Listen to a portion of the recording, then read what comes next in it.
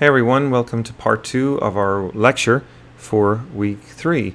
And as you know, we're talking about political economy, one of my favorite topics, and I hope by the end of this lecture, maybe even one of your favorite topics too. We've been talking this lecture so far about the difference between the elite democratic perspective and the popular democratic perspective on the political economy. And one of the things we've been trying to emphasize is how actually, really, most Americans, in some way, shape, or form, believe in private property and the market. I think it's really important to emphasize that once again because today, in the present context, with a lot of people upset about how the economy's been going, one way or another, from the left and the right, we sometimes end up in this kind of mudslinging match where we have people on one side saying the others are socialists and people on the other side saying that the others are kind of, crazy sort of pro-corporate lunatics of some sort. What I want to argue to you is that that's a rather narrow way to look at it. There are actually deep traditions at work here. And what I've been trying to do, working with the textbook, is set out for you in this lecture an argument that suggests that really it's much more intricate than that.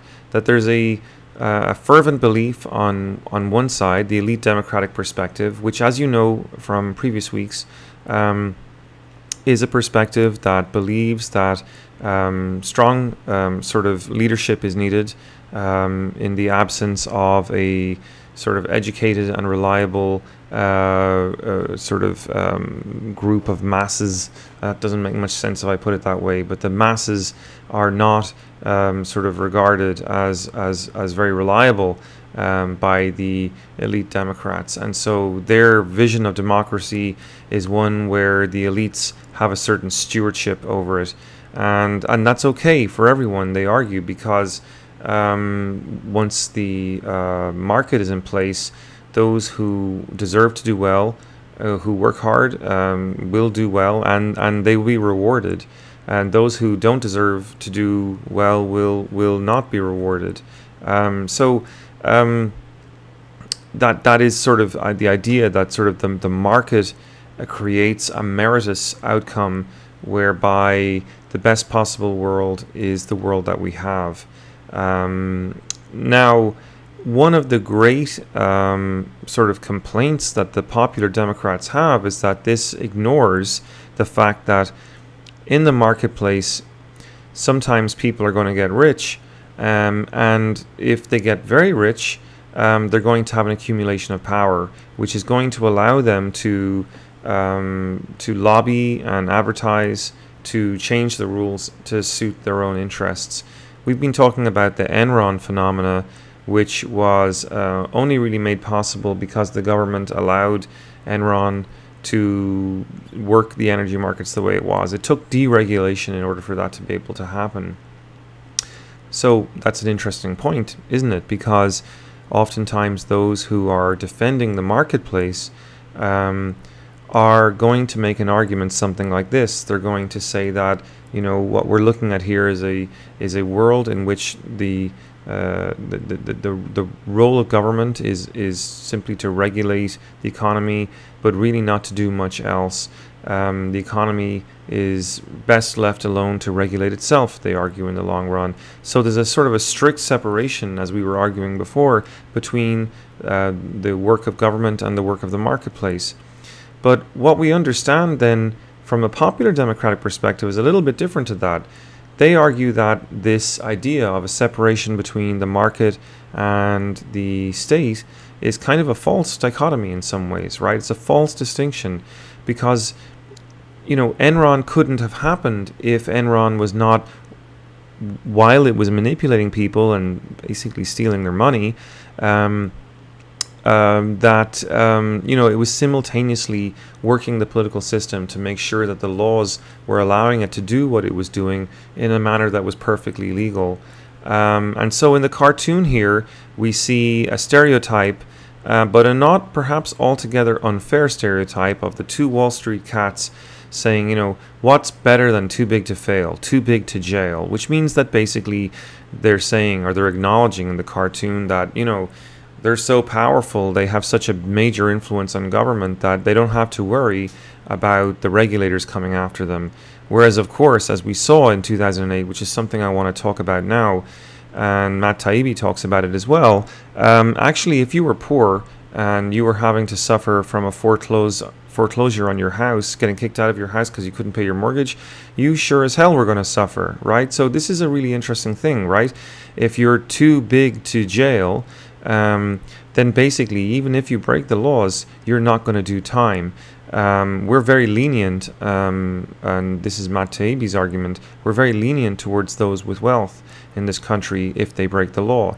They can afford amazing lawyers and they get away scot-free, even though the relative harm they cause the economy often completely, in terms of magnitude, outstrips the harm caused by anything a poor person might do, a poor desperate person might do in their efforts to survive or provide a modest amount of comfort or luxury for themselves, right? Yet, when we watch Fox News, all we see is a barrage of opinions telling us constantly that poor people are lazy and that they are, welfare abusers and this kind of thing. I think one of the really major turning points, and this will be a theme we'll return to later in the semester, I think one of the major turning points in the story of how we relate to this difference in behavior between the rich and the poor came to a head in 2008, where it became very, very obvious that the wealthy had, accumulated so much wealth at this point in time that they were now becoming a bit ridiculous, right? That the pursuit of profit had driven them from, just being sort of common or garden criminals to being kind of mega criminals. And I only need to mention the name Bernie Madoff to you. If you don't know who he is, you should look him up. Madoff. Bernie Madoff was an extraordinary character who specialized in producing what was called a pyramid scheme to try to take advantage of people who didn't know any better, just based on his reputation, whether he was, that he was actually operating as kind of a crook. But Bernie Madoff really is only the tip of the iceberg of what happened in 2008. It just so happens that in and around the same time, a huge financial crisis shook the country, possibly in a way that it hasn't been shaken since the Great Depression. And we're still kind of recovering from it. And the important thing to explain here, I guess, is not just how poor people suffered and were subjected to the long arm of the law in their misfortune, but more tellingly, we have to tell the backstory of how elites lobbied successfully Bill Clinton and others, politicians that is, to deregulate the way financial markets were governed in order so that they could engage in very, very risky activities to try to make money. At the center of our drama here is the so-called GlassSteagall Act of 1999, or rather repealed in 1999. It was originally passed, in 1933. And why was it passed in 1933? Well, it so happens that this was just in the aftermath of the great stock market crash of 1929. And it was in the aftermath of a massive US banking failure, which actually really left a lot of people very, very hurt. I'm sure you've heard of it, the great 1929 stock market crash.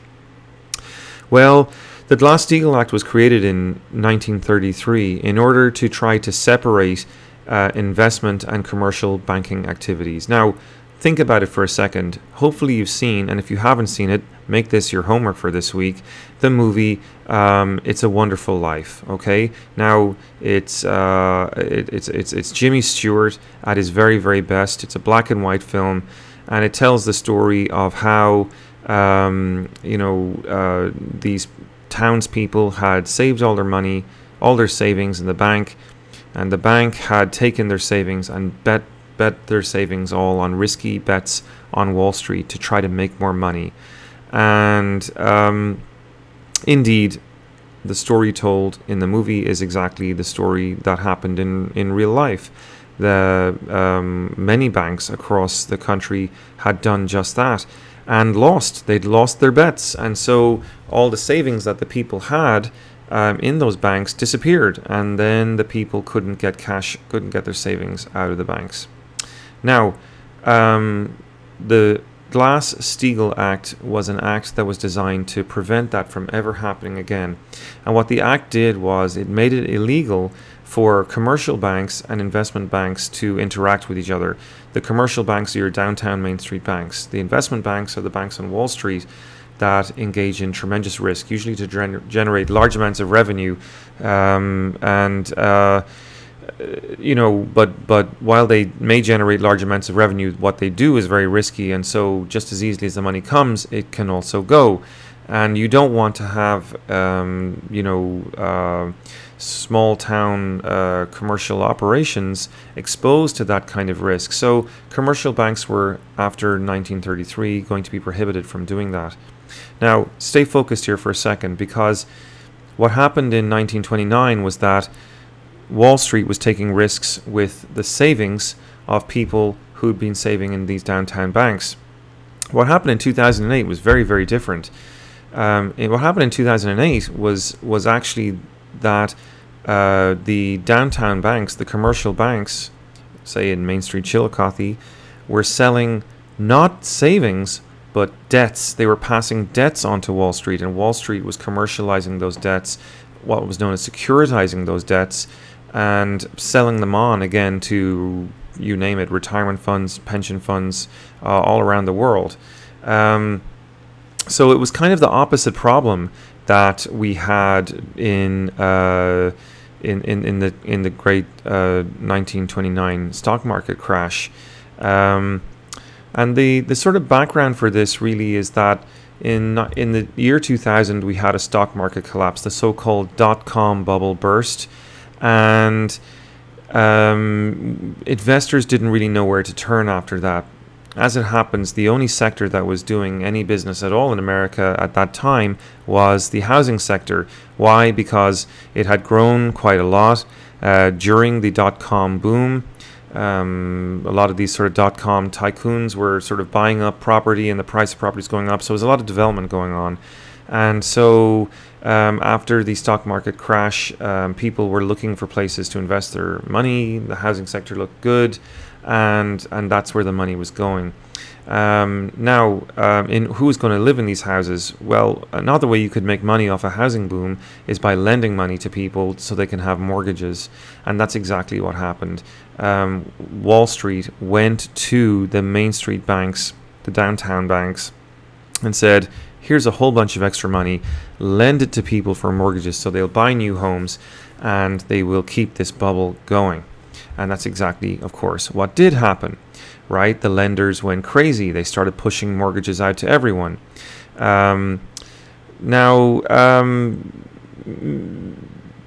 That might sound like a sort of a win-win situation. Maybe everyone's going to benefit. But as it happens, people, often say this, that bankers are like sheep. They don't mind going over the cliff if everyone else is going over the cliff too. The reality is what goes up must come down. And while all these lenders, Wall Street lenders, were giving money to downtown banks, and these downtown banks were passing that money on to mom and pop mortgage owners in our urban areas, they were being very indiscriminate about who they were lending to. In fact, they were explicitly lending to people who had very poor credit rating. They weren't even checking the credit ratings of many of these people. And so naturally what was going to happen? What was going to happen was that when the bubble burst, there was going to be a whole lot of people with poor credit ratings that were holding on to homes that were way more expensive than they could afford to pay off. And of course, as you know, unemployment went up after the crisis because there's so little cash around that people are not buying anything. People are not buying anything. There's nothing being made. And when there's nothing being made, people are being laid off. Okay, so that's the vicious cycle that we have to take. Now, anyway, look, if you're not following me, just try to understand this part of it, right? That basically when the housing bubble did burst, and a lot of people got left holding on to assets they couldn't afford to keep. And the bankers eventually were going to call in the loans, right? They're not going to sort of just sit around there making no money off these things. they wanted to make sure that they were going to get paid. And if they weren't going to get paid cash, they were going to seize the asset back. And that's exactly what happened. A huge number of people in Ohio, Florida, and many of the southern states lost their jobs, and they also couldn't pay their mortgages, and they got foreclosed on, which means they lost their homes. The banks repossessed the homes. So that is the story in a nutshell of the 2008 financial crisis. A lot of jobs were lost. A lot of people lost their homes. A lot of wealth was undermined. But what was interesting was that same year, this is the cartoon again, right? What's better than too big to fail, too big to jail? Government realized, and this all started under Bush, of course, right? Because we're talking about 2008. Obama didn't come to power till 2009. So the bubble burst and the crisis occurred in the last year of George Bush's administration. What they realized very quickly was that these Wall Street banks that had now literally nothing like the amount of money coming to them that they thought they were going to have from these mortgages suddenly were in trouble, because they had made promises based on those bets to people and they had borrowed money themselves based on the promise of this income. So the government found that suddenly these major Wall Street banks like Lehman Brothers, Bear Stearns, etc., were completely over-leveraged, as the term goes. That is, that they had overcommitted themselves, borrowing too much money, and the government goes, well, you know, whatever about people's losing their homes, we can't, you know, that's just one person. If these big banks go to the wall, that's going to put like a nuclear bomb in the whole economic system of the country. So hence the cartoon. What's better than too big to fail? Too big to jail. These guys were going to get bailed out. That is to say, the government was going to take taxpayer money and bail these guys out for their bad behavior, and basically also not prosecute them for any potential illegal misdoings. And the prosecutions are still sort of potentially in the offing. One or two people have been prosecuted, but really not many. But another question is, what would you prosecute them for? Remember, the GlassSteagall Act had been repealed, so everything that they were doing was pretty much legal. And that's why we have to think about this not as a failure of the legal system, but as a failure perhaps of our political system. And I think it's a crucial thing that we need to understand, something that Americans often fail to consider when they're thinking about these things. So one thing the book asks, and I think it's an important next topic, is having seen these examples, whether it's Enron or the 2008 financial crisis, of corporations running amok, how can we possibly hope for some change? Who's going to control these corporations? Who's going to rein them in? And that's a very difficult question to answer. Many people say that the shareholders will hold the corporations accountable eventually. After all, corporations are supposedly accountable to shareholders.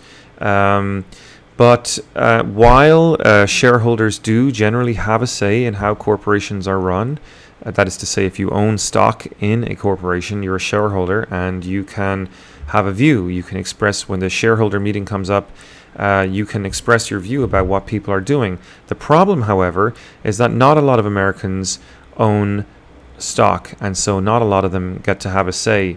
About 50% of Americans do have some sort of stock, and in theory they do have a voice. However, it's not one person, one vote when it comes to corporations. If you're a shareholder, you should know that the stock is concentrated mostly among wealthier people, and the more stock you have, the greater your speak in terms of how a corporation is run. The richest 10% of Americans own about 78% of all the stock in all the corporations. So clearly they're the ones that are going to have the greatest voice, and they're the ones, of course, that are most likely going to be interested in the bottom line. So you do get a bit of a say, but the vote is weighted. And And even then, we should note that as anyone who's been following Apple Corporation recently in the saga of Carl Icahn, and he's been trying to get Apple to change the way it pays back its stockholders, and he's been fairly savagely defeated by the corporate executive of Apple, who don't really want to be doing this. So you see from that case study that even very, very wealthy people often have very little control over the corporation's top executives. So the myth of shareholder democracy doesn't really pertain.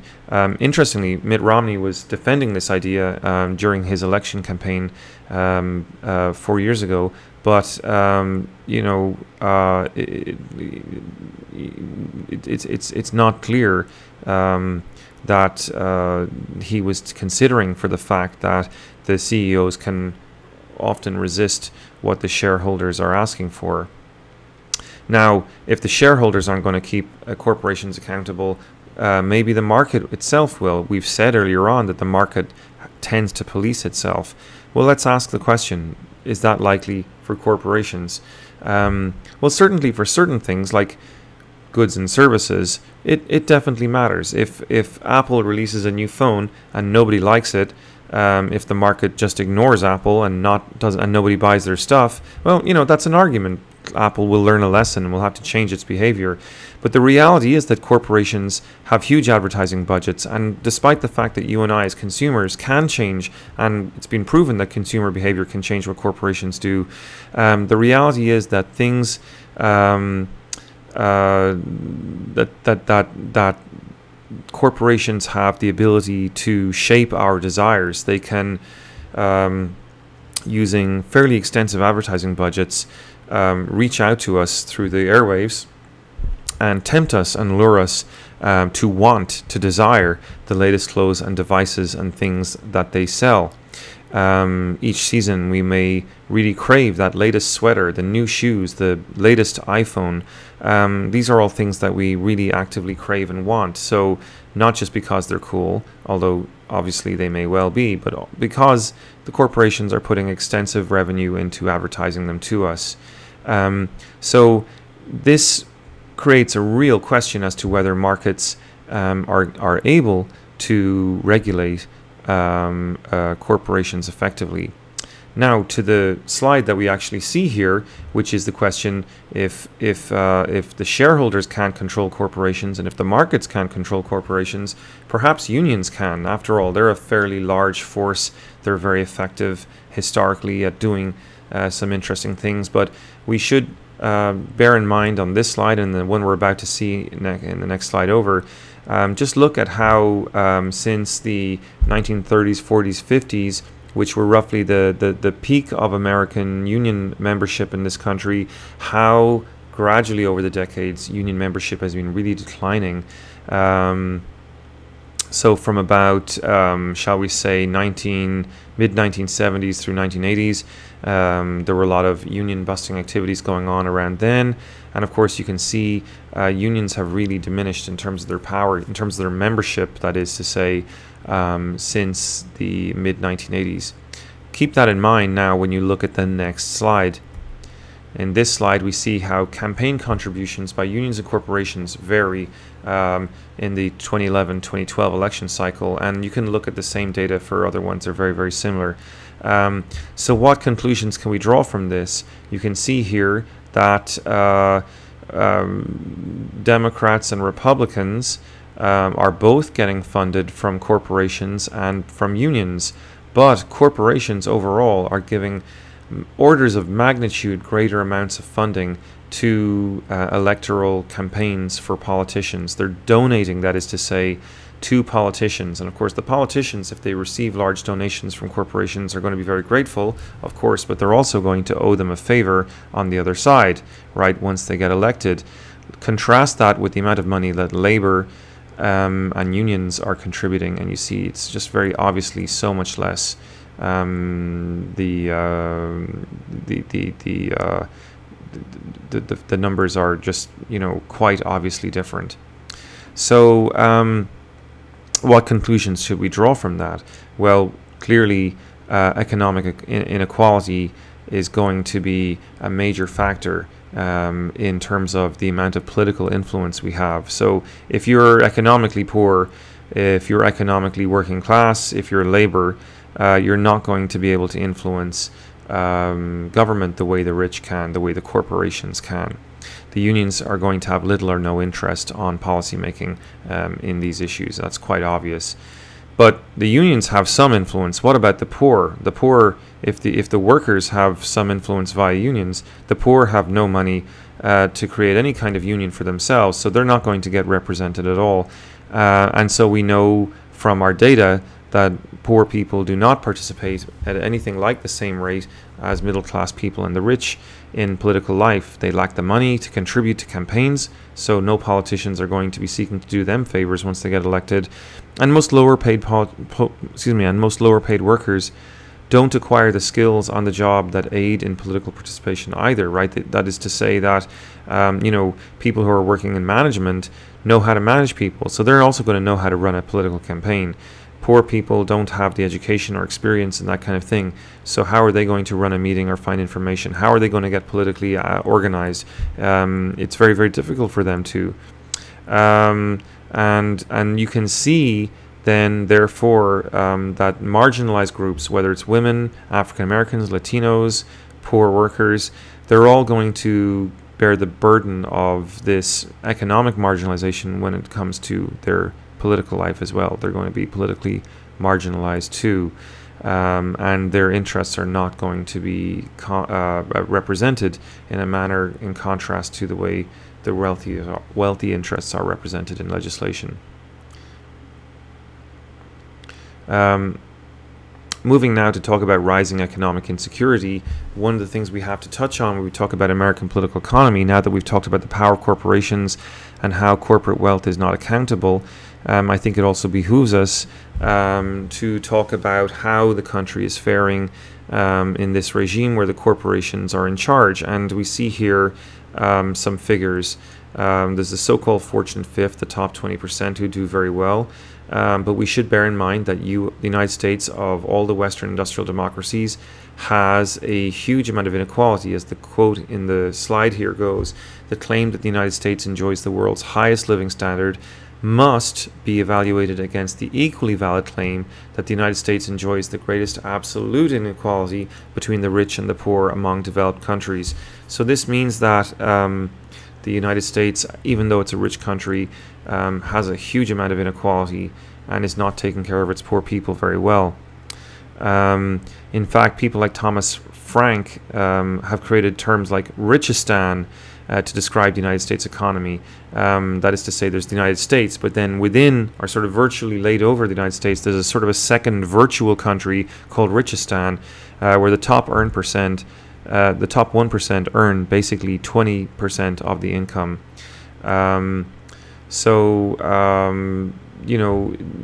Contrast that then to the fact that we have 25.5% people living in poverty, 1 out of 5 children living in poverty, people trying to get by on just $9,300 a year for a single individual, with the fact that the income for the top 10% is closer to like $100,000.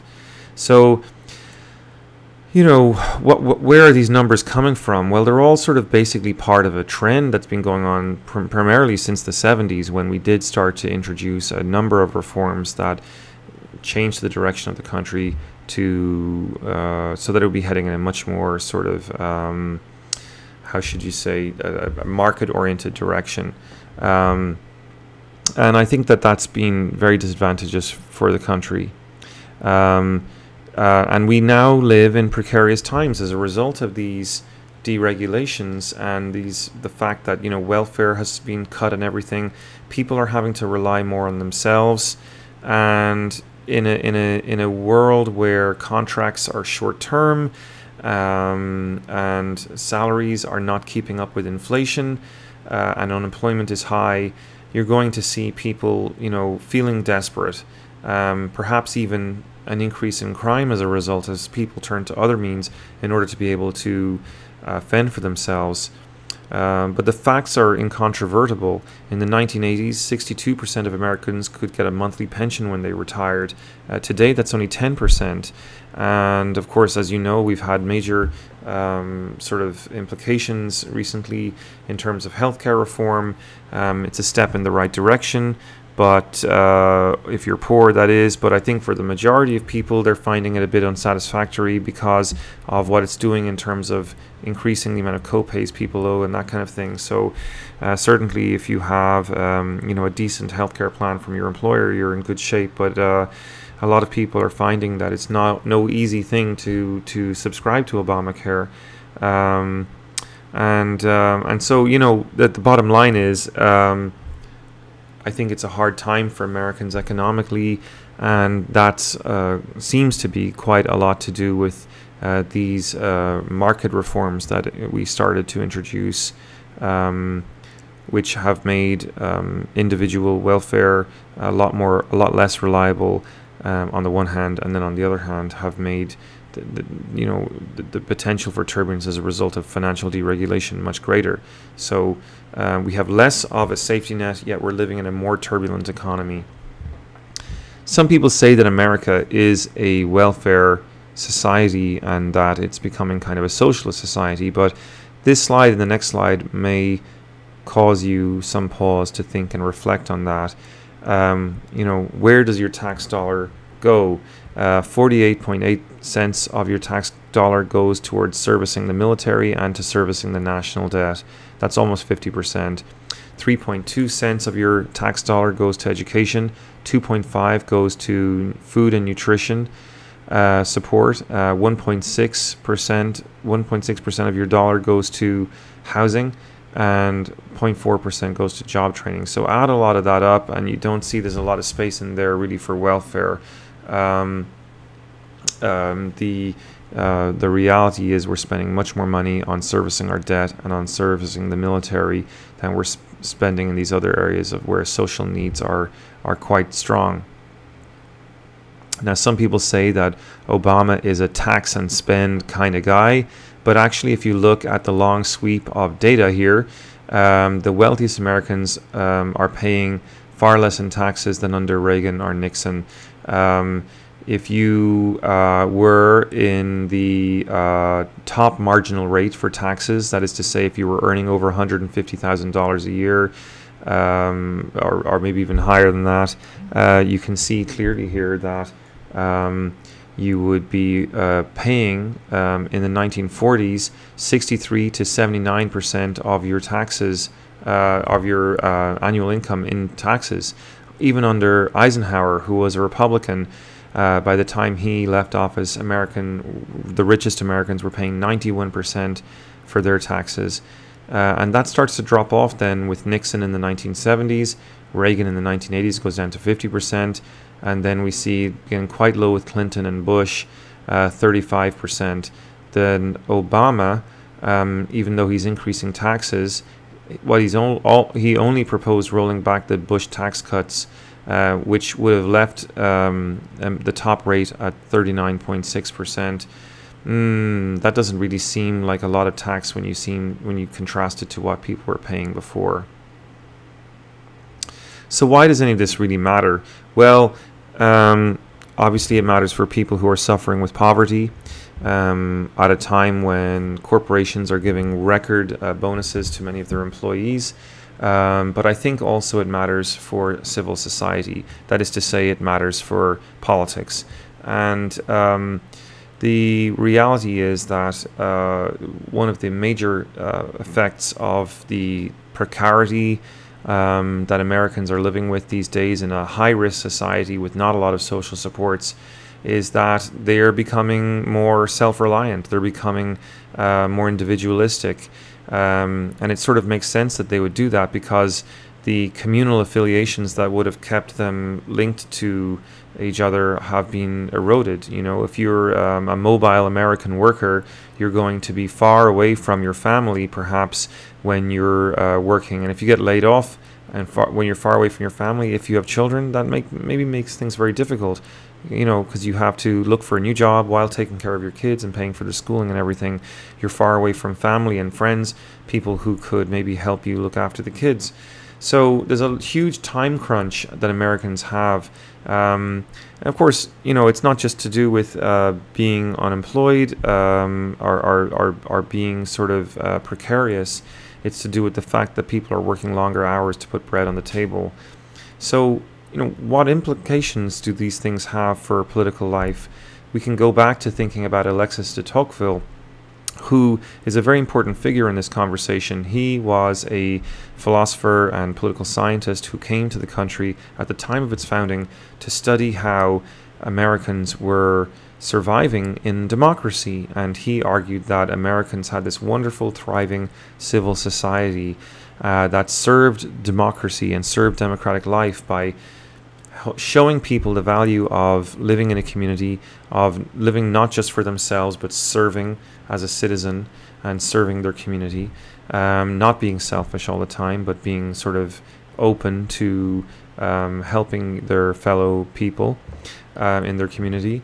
Well, Robert Putnam is a political scientist much more recently. He recently passed away, actually, but in the last couple of decades, one of the books that he wrote was Bowling Alone. And in this book, he talks about how Alexis de Tocqueville's observations about sort of the miracle of American political life and its vibrant civil society actually has sort of changed. That the time crunch, the economic pressures that people are on to work long, hard hours, to make minimum amounts of money, the fact that we've relocated our downtown businesses to these sort of shopping malls outside our towns. Think again of Bridge Street and the big box stores like Walmart. It means that we're not really interacting with each other the way we used to, that we're working these long hours, that people don't have time to make dinners and sit down and have family dinners anymore. Parents aren't properly talking with their children because they don't have time, because they're stressed. Putnam says that the Tocqueville's hypothesis actually is a little bit undermined these days, not just a little bit, but actually quite a lot. And he measures this, Putnam that is, measures this by studying how bowling league membership has declined since World War II to the 1970s and 80s quite precipitously. And you can see the figure standing on the front cover of the book in the screen here. It's an individual about to throw a bowling ball. Americans used to join bowling leagues, and now they don't do so anymore. They go and they bowl alone. And this, for Putnam, is emblematic of the fact that people don't have time for bowling leagues anymore. They're so career-oriented, they're so financially oriented, and they have to be, many of them, because they don't have the money to make it otherwise. Healthcare is so expensive, college tuition for your children is so expensive that really you have to work, many, many, many hours in the week just to sort of make enough money to be able to afford all of this. So, it's not my place to tell you what to think, but I think one of the things we can talk about in class when we meet again is whether a prosperous economy requires a limited democracy. Or is it perhaps the case that a prosperous economy is too expensive for democracy, right?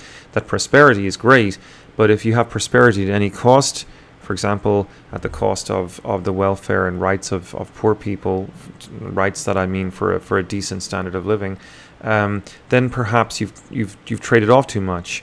So that's something that we need to think about and discuss. And then the other question is, are growing inequalities dangerous for democracy? Robert Putnam and Thomas Tocqueville certainly would argue, I think, yes. So there you go, folks. Good to see you, and I hope to catch you in class when we meet again. Thank you so much for joining me today.